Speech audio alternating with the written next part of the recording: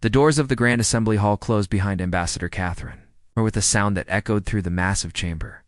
She did not look back. She did not need to. She had seen enough of the faces staring at her from the elevated seats of the council members. She had seen their amusement and their contempt and their absolute certainty that she would return. Within days, to beg for forgiveness, Catherine walked down the long corridor that led to the human diplomatic quarters. Her footsteps were steady and her back was straight.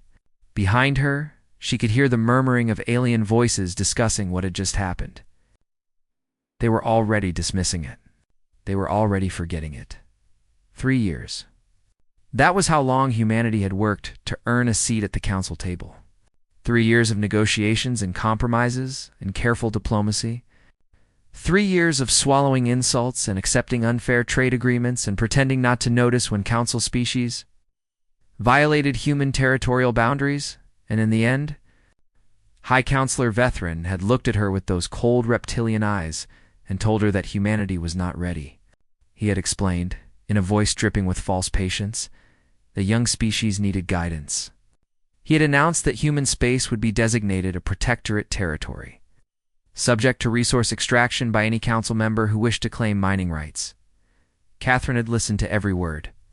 She had watched the other council members nod their approval. She had seen the smaller species representatives sitting in the observer galleries, their faces carefully blank because they knew better than to show sympathy. Then she had stood up and spoken the words that her government had authorized her to speak. If this moment ever came, humanity withdraws from these proceedings. We will not return. The silence that followed had been absolute. Nobody had expected it. Nobody had believed that humans would actually walk away from the only path to galactic legitimacy. But Catherine had turned and walked out of that chamber without another word. And now she was packing her belongings and preparing to leave Nexora Prime forever. Her assistant, a young man named Daniel Perry, was waiting for her in the diplomatic quarters. He had already begun organizing the files and equipment that needed to be transported back to human space. His hands were shaking slightly, but his voice was calm when he spoke. "The transport is ready, Ambassador. We can leave within the hour." Catherine nodded. She looked around the rooms that had been her home for 3 years. The walls were decorated with gifts from various species, tokens of friendship and respect that had meant nothing in the end. She left them where they were. The journey back to New Geneva took 6 days. Catherine spent most of that time in her cabin, writing her final report to the human government. She detailed every conversation and every insult. In every moment when she had bitten her tongue to maintain diplomatic relations, she explained why she believed the council would never accept humanity as equals, and why continued negotiation was pointless. When she finished, she transmitted the report and then sat in silence for a long time. On Nexera Prime, High Counselor Vethrin was already forgetting about the humans. He had more important matters to attend to. The Scytheri hegemony was negotiating a new trade agreement with the Helix Dominion, and there were territorial disputes along the Vendari border that required his attention. His advisor, a thin Scytheri named Kethrol, mentioned the human departure during their morning briefing. "They will return," Vethrin said without looking up from his documents. "They always do. Every minor species goes through this phase. They resist, they struggle, they realize they have no choice, and they come back. It is the natural order." Kethrol nodded and moved on to other topics. But weeks passed, and humanity did not return. Months passed, and the communication channels remained silent. The human embassy on New Geneva closed its doors, and the staff departed without ceremony. Human merchant vessels disappeared from the common shipping lanes. Human tourists stopped visiting council worlds. Counselor Miritesh of the Vendari Collective was the first to notice the economic impact. Her species had grown dependent on human agricultural products. Human farming techniques produced yields that exceeded anything the Vendari could achieve on their own, and they had become accustomed to importing large quantities of grain and vegetables from human colony worlds. Now those imports had stopped. The Vendari storage facilities were running low. Food prices were rising. Citizens were beginning to ask questions. Miritesh raised the issue during a council session. She suggested that perhaps someone should reach out to the humans and invite them to resume trade relations. Vethran dismissed her concerns. He explained that economic pressure would force humanity back to the negotiating table. They could not survive without access to council technology and council markets. They would realize their mistake soon enough, but humanity did not realize their mistake. Humanity was busy doing something else entirely, on a small moon, orbiting a gas giant in a system that council surveys had marked as worthless. Commander Nathan Cole supervised the construction of the first Bastion station. He watched the drones assembling the massive structure, and he thought about his younger sister crying in front of the broadcast screen when the council announced the Protectorate declaration. He thought about the protests that had erupted across human worlds. He thought about the anger and the fear and the sense of betrayal that had spread through the population like wildfire, and he thought about what had come after. The quiet determination, the secret meetings, the plans that had been drawn up in secure facilities on distant colony worlds where council surveillance could not reach. Humanity had spent centuries fighting each other. They had nearly destroyed themselves half a dozen times. They had learned, through bitter experience, that survival required unity and preparation and the willingness to sacrifice comfort for security. Now they were applying those lessons on a galactic scale. The Korvathi had been the first to offer their assistance. The Council considered them primitive because they had never developed faster-than-light travel on their own. But the Korvathi were brilliant engineers who understood materials and structures in ways that other species did not. They had been waiting for someone to treat them as partners rather than servants. The Malthari refugees had come next. They had fled Scytheri persecution, and they carried with them detailed knowledge of Council military capabilities. They knew the weaknesses and blind spots and outdated assumptions that Council admirals had never bothered to correct. More species followed. Small groups and scattered remnants and forgotten peoples who had been overlooked or exploited by the established powers. They came to humanity with their skills and their knowledge and their desperate hope that someone might finally stand against the Council. Nathan watched the station, taking shape against the backdrop of stars. He knew that dozens of similar projects were underway across human space. He knew that the Council had no idea what was coming. 3 years his commanding officer had told him. 3 years to prepare. And then we show them who we really are. Nathan smiled. The Council thought humanity would come crawling back. They thought humans were weak and foolish and easily controlled. They were about to learn. Otherwise, Admiral Patricia Quinn had served in the human diplomatic corps for 15 years. Before the Council rejected humanity, she had attended countless meetings and smiled at countless insults and pretended not to notice when Council representatives treated her like a child pretending to sit at the adult table.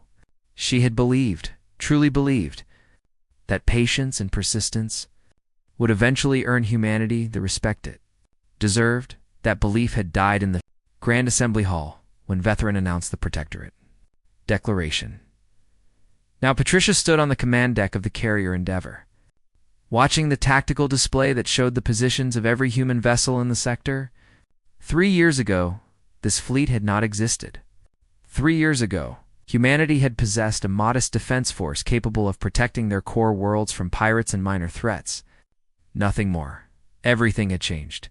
The shipyards on Europa and Titan had been running at full capacity since the withdrawal. New designs had been developed in secret facilities on colony worlds that the Council did not even know existed. Human engineers had worked alongside Korvathi specialists to create vessels that combined the best elements of both species. Malthari advisors had reviewed every system and every weapon to ensure that Council countermeasures would be ineffective. Patricia turned to face her senior officers. Commander Nathan Cole stood at the navigation console, his expression calm and focused. Lieutenant Commander Sarah Webb monitored the communication channels for any sign of Council activity. Chief Engineer Marcus Grant was reviewing the latest reports from the construction drones.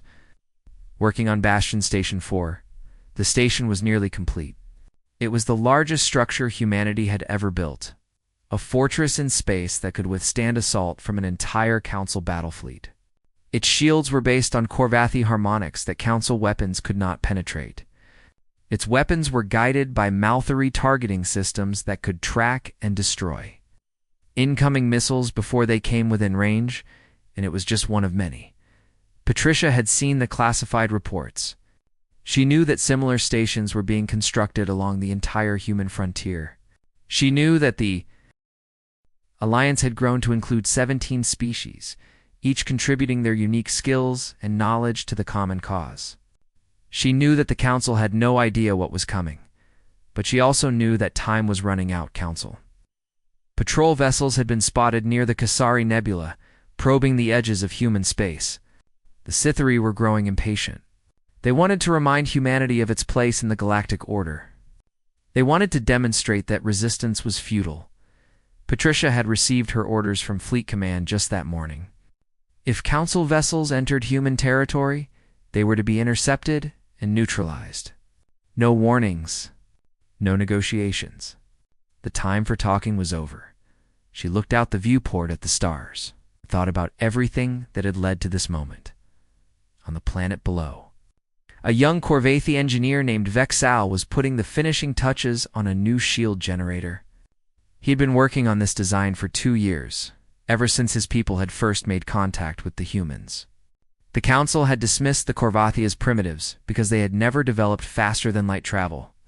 They had used Corvathi workers as cheap labor in their mining operations and their factory worlds. They had never bothered to learn what the Corvathi were truly capable of. The humans had been different. They had looked at Corvathi technology and seen genius where others saw only simplicity. They had invited Corvathi engineers to work alongside their own specialists, treating them as equals and partners. They had shared their knowledge freely and asked for nothing in return, except cooperation. Vexel remembered the first time he had met a human. He had expected arrogance and condescension, the same attitude he had experienced from every Council species. Instead, he had found curiosity and respect. The human engineer had asked him questions about his work and actually listened to the answers. She had been genuinely interested in learning from him. That encounter had changed everything. Vexel had returned to his people and told them about the humans. Word had spread quickly. Within months, thousands of Corvathi had volunteered to join the Human Alliance. They had brought their skills and their knowledge and their burning desire to prove that they were more than the Council believed. Similar stories were playing out across the frontier. The Malthery refugees had established a new colony on a world that the Council had abandoned centuries ago. They were rebuilding their civilization under human protection, contributing their expertise in intelligence gathering and tactical analysis. Their hatred of the Scytheri made them fierce allies. The Torvani had sent representatives to negotiate a trade agreement. Their species controlled several resource-rich systems that the Council had been trying to claim for decades. They had resisted Council pressure for generations, but they had always known they could not hold out forever. The Human Alliance offered them a chance to survive. Even the Ordani, one of the oldest species in the galaxy, had quietly expressed interest in the new coalition. They remembered a time before the Council had grown corrupt and complacent. They saw in humanity something they had not seen in millennia. Back on the Endeavor, Patricia received a priority transmission from the sensor array near the Kasari Nebula. 3 Scytheri cruisers and a destroyer had crossed into human territory. They were heading directly toward the nearest human colony world. Patricia felt her heart rate increase, but her voice remained steady when she gave the order. All ships, battle stations, intercept course. Weapons free upon engagement. Nathan looked up from his console. His eyes met Patricia's, and she saw the same determination that she felt burning in her own chest. This was the moment they had been preparing for. This was the moment when humanity would show the Council that they had made a terrible mistake. The fleet moved as one, 47 vessels accelerating toward the incoming threat. They moved with precision and coordination that would have been impossible 3 years ago. They moved like predators closing in on prey that did not yet realize it was being hunted. Patricia watched the tactical display as the distance between the fleets decreased. The Scytheri vessels showed no sign of alarm. They were still broadcasting standard patrol signals. still behaving as if they owned the space they were traveling through. They would learn. Otherwise, very soon, the Endeavor's weapon systems came online with a low hum that Patricia could feel through the deck plates. Around her, the bridge crew worked in focused silence. Everyone knew what was at stake. Everyone understood that the next few hours would change the course of galactic history. Patricia allowed herself one small smile. Humanity had been dismissed and ignored and treated like children playing at adulthood. The Council had assumed that humans would accept their assigned place in the hierarchy. They had assumed wrong. The fleet was ready. The alliance was strong. And the Scythery patrol had no idea what was about to hit them. The battle lasted 11 minutes, Captain HFY of the Scythery Cruiser Dominance had commanded patrol missions for 30 years. He had enforced Council authority across dozens of systems. He had intimidated countless minor species into compliance with nothing more than the sight of his vessel emerging from hyperspace. He had never lost an engagement. He did not survive this one. The human fleet appeared on his sensors without warning. One moment the space ahead was empty. The next moment, it was filled with vessels of unfamiliar design, moving in perfect coordination toward his small patrol group. Rushford barely had time to order his weapons. Systems online before the first volley struck his shields. The shields failed immediately. Rushford stared at his display in disbelief. Scythery shield technology was among the most advanced in the galaxy. Council vessels had withstood bombardment from entire fleets, but these human weapons cut through his defenses like they were not even there.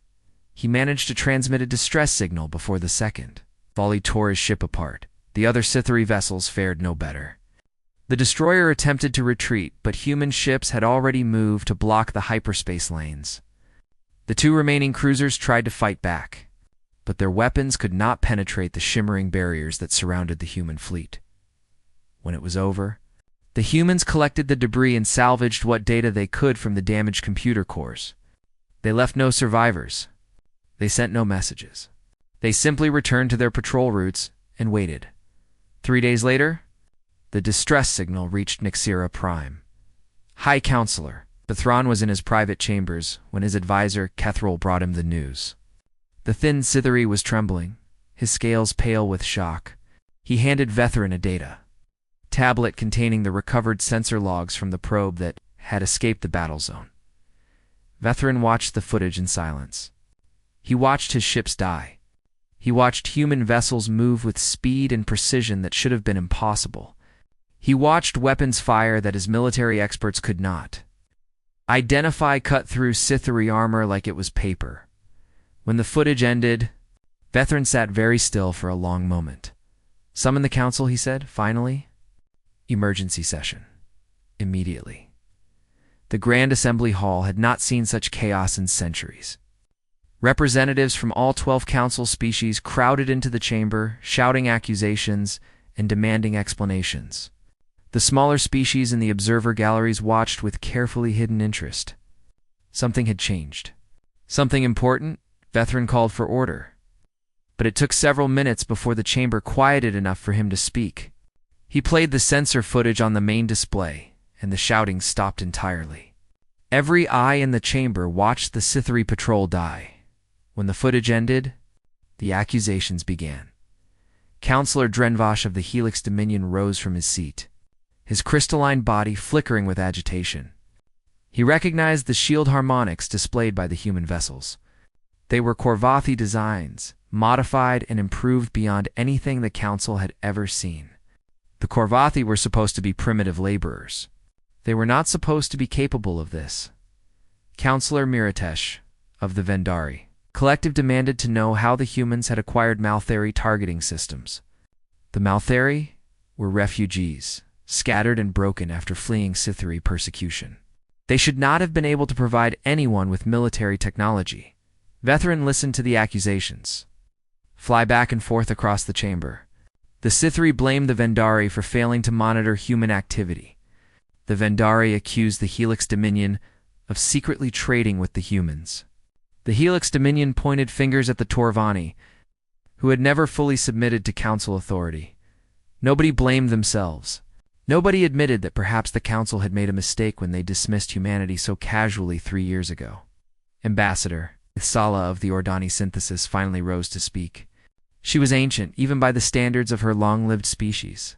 Her voice was soft, but it carried through the chamber with an authority that silenced the arguing counselors. She reminded them of history. She spoke of other young species that had been dismissed and underestimated. She recalled the wars that had nearly destroyed the Council in its early centuries. She suggested that perhaps it was time to reconsider their approach to humanity. Vethrin rejected her words without hesitation. The humans had attacked Council vessels. They had killed Scythery officers. They had committed an act of war. There could be no negotiation with such aggression. The Council would respond with overwhelming force. Yethusela looked at him with eyes that had seen empires rise and fall. She said nothing more. She simply returned to her seat and folded her hands in her lap. The Council voted to authorize military action against humanity. The decision was nearly unanimous. Only the Ordani abstained. Their abstention was noted but ignored. Fleet Admiral Cothran of the Scythery military was summoned to present his battle plan. He was a decorated veteran with victories against a dozen species. He assured the Council that humanity would be crushed within weeks. Their fleet was small, their technology was inferior, and their species was young and inexperienced in galactic warfare. He requested 200 vessels for the campaign. Vethrin authorized 300 just to be certain. The Council adjourned with confidence restored. The humans had surprised them once. It would not happen again. The full might of the Scythery hegemony would descend upon human space, remind these upstarts of their proper place. But in the observer galleries, representatives of the smaller species exchanged quiet glances. They had watched the footage carefully. They had seen something that the Council members had missed in their arrogance and their anger. The human fleet had not simply defeated the Scythery patrol. They had done so effortlessly. They had moved with the coordination of a species that had been preparing for exactly this moment. They had used technology from multiple sources, combined and improved in ways that suggested years of careful development. This was not a desperate rebellion by a minor species. This was something else entirely. Word spread quickly through the hidden channels that connected the overlooked and oppressed peoples of the galaxy. The humans had stood against the Council and won. The humans had built alliances with species that the Council had dismissed as worthless. The humans were not afraid. On distant worlds, in quiet rooms, beings of 100 different species began to wonder if perhaps there was another path. Perhaps the Council was not as invincible as it claimed. Perhaps change was finally possible. And on Nexira Prime, High Counselor Vethrin slept peacefully, certain that his fleet would soon restore order to the galaxy. He had no idea that order was about to be redefined. Fleet Admiral Cothran led his armada into human space with absolute confidence. 300 warships, the pride of the Scythery hegemony, ranged in perfect formation as they emerged from hyperspace near the first human colony world. He expected to find frightened civilians and a token defense force. He expected surrender within hours. He found neither. The human fleet was waiting for him, not the small collection of outdated vessels his intelligence reports had described. This was something else entirely. Dozens of capital ships hung in space like predators watching prey approach. Hundreds of smaller vessels moved between them in patterns that Cothran's tactical officers could not predict. And behind them, visible even from this distance, was a massive station bristling with weapons that his sensors could not fully analyze. Cothran ordered his fleet to advance. He still believed in Scythery's superiority. He still trusted in the technology and training that had dominated galactic warfare for centuries. He still thought the humans were bluffing. The first exchange of fire shattered that belief. Scythery weapons struck human shields and dispersed harmlessly. Human weapons struck Scythery shields and punched through them like they did not exist. In the first 5 minutes of battle, Cothran lost 23 vessels. In the next 5 minutes, he lost 40 more. He ordered a retreat. His remaining ships turned and ran for the hyperspace lanes, abandoning formation in their desperation to escape. But the humans had anticipated this. Their faster vessels had already moved to block the escape routes. The Scythery fleet found itself trapped, surrounded by enemies who showed no mercy and offered no quarter. Cothran died when his flagship exploded. Under concentrated fire from 6 human cruisers, he never understood what had gone wrong. He never realized that everything his species believed about warfare had become obsolete. The battle lasted for hours. When it ended, 267 Scythery vessels had been destroyed. The remaining 33 had surrendered after their commanders realized that death was the only alternative. The humans took them prisoner and treated them according to the laws of war that humanity had developed over centuries, of conflict among themselves. News of the defeat reached Nexira Prime before the council could prepare for it. Citizens in the capital city watched the broadcasts in stunned silence. The mighty Scythery fleet, the force that had maintained order across the galaxy for generations, had been annihilated by a species that most of them had never even heard of until 3 years ago. High Counselor Vethrin called another emergency session. This time there was no shouting. The council members sat in their seats and stared at each other with fear in their eyes. They had sent their best fleet against the humans, and it had been destroyed. They had no backup plan. They had never imagined they would need one. Ambassador Yitzalah spoke again. She repeated her suggestion that the council should attempt to negotiate with humanity. She pointed out that the humans had taken prisoners rather than killing everyone. She argued that this showed they were willing to talk. This time nobody dismissed her words. This time, the council voted to send a diplomatic mission to human space. But they were too late. Admiral Patricia Quinn stood on the bridge of the Endeavor and watched the final preparations for the operation that would change everything. Around her, the combined fleet of the Human Alliance assembled in formation. 47 capital ships from humanity, 12 vessels contributed by the Korvathi, 8 Maltheri cruisers, crewed by refugees who had waited years for this moment, dozens of smaller ships from a dozen different species, all united under a single command. The target was Negezra Prime itself. Patricia had argued against this plan at first. She had worried about the casualties, both military and civilian. She had suggested that perhaps they should negotiate from a position of strength rather than pressing their advantage. But Ambassador Catherine Moore had convinced her otherwise. Catherine had spent 3 years on Nexira Prime. She understood the council better than anyone. She knew that they would never truly accept humanity as equals unless they were forced to do so. Half measures would only lead to another war in 10 years, or 20, or 50. This had to end now. This had to end completely. The fleet entered hyperspace in perfect synchronization. The journey to Nexira Prime took 12 hours. Patricia spent most of that time reviewing tactical projections and speaking with her officers. Commander Nathan Cole reported that all systems were functioning at optimal levels. Lieutenant Commander Sarah Webb confirmed that communication jammers were ready to deploy upon arrival. Chief Engineer Marcus Grant assured her that the shields would hold against anything the Council could throw at them. When the fleet emerged from hyperspace, above Nexira Prime, the sun was just rising over the capital city. Patricia allowed herself a moment to appreciate the view. The planet was beautiful, covered in vast oceans and green continents and cities that sparkled in the morning light. It was the heart of galactic civilization, the center of power that had controlled the fates of hundreds of species for millennia. And now humanity had arrived at its doorstep. The Council's defensive fleet scrambled to respond. 80 vessels, the last significant military force the Scythery could muster on short notice, formed a defensive line between the human fleet and the planet. Their commanders broadcast demands for the humans to withdraw. They threatened consequences. They invoked treaties and laws and ancient agreements. Patricia ignored them all. She gave a single order, and the human fleet moved. The battle was over in less than an hour. The Council defenders fought bravely, but they were outmatched in every way. Their weapons could not penetrate human shields. Their shields could not stop human weapons.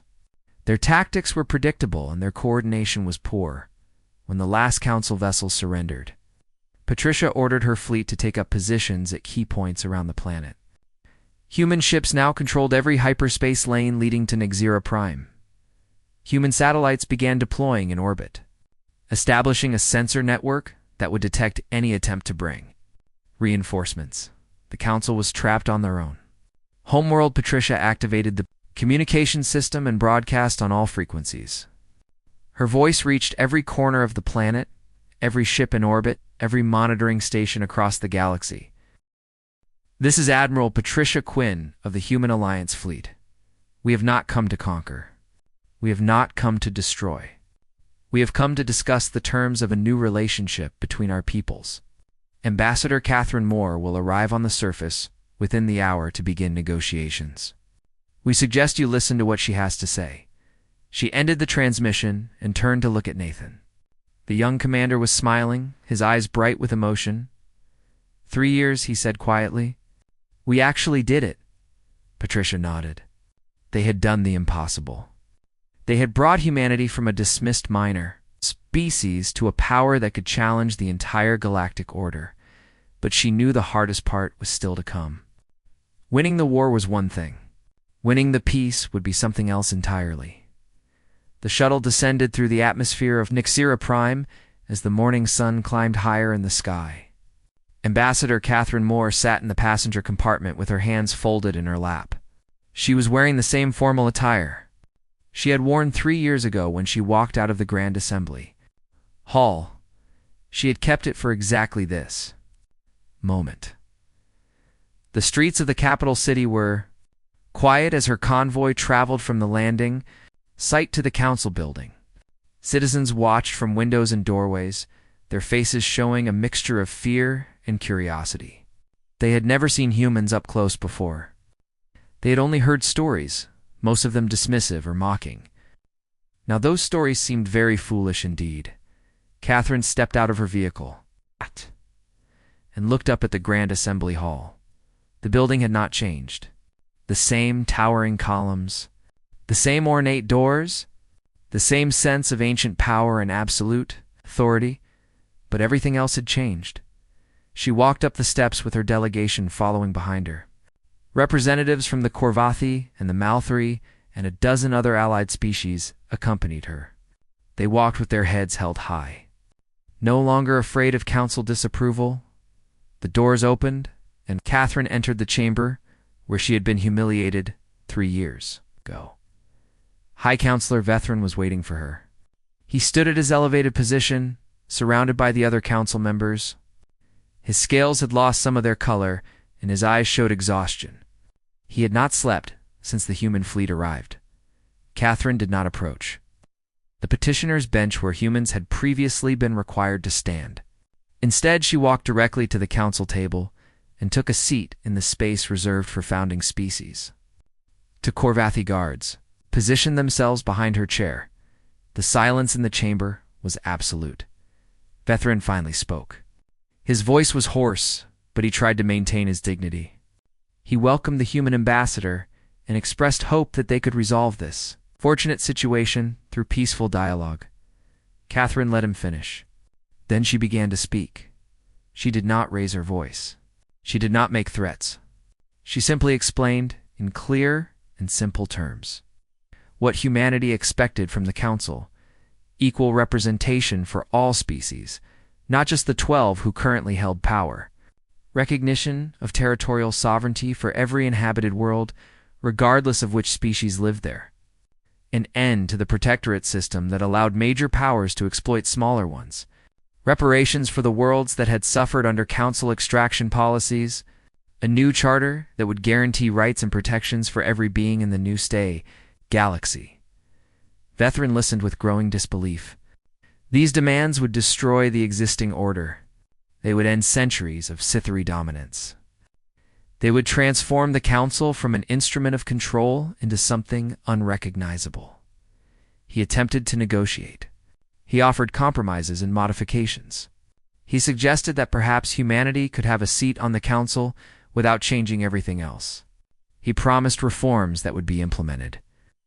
Gradually, over the coming decades, Catherine Nee declined every offer. She explained that humanity was not asking for permission. They were informing the Council of the new reality. The fleet in orbit was not going anywhere. The alliance was not going to dissolve. The choice before the council was simple: accept the new terms or face the consequences. Vethrin looked around the chamber at his fellow council members. He saw fear in their eyes. He saw calculation.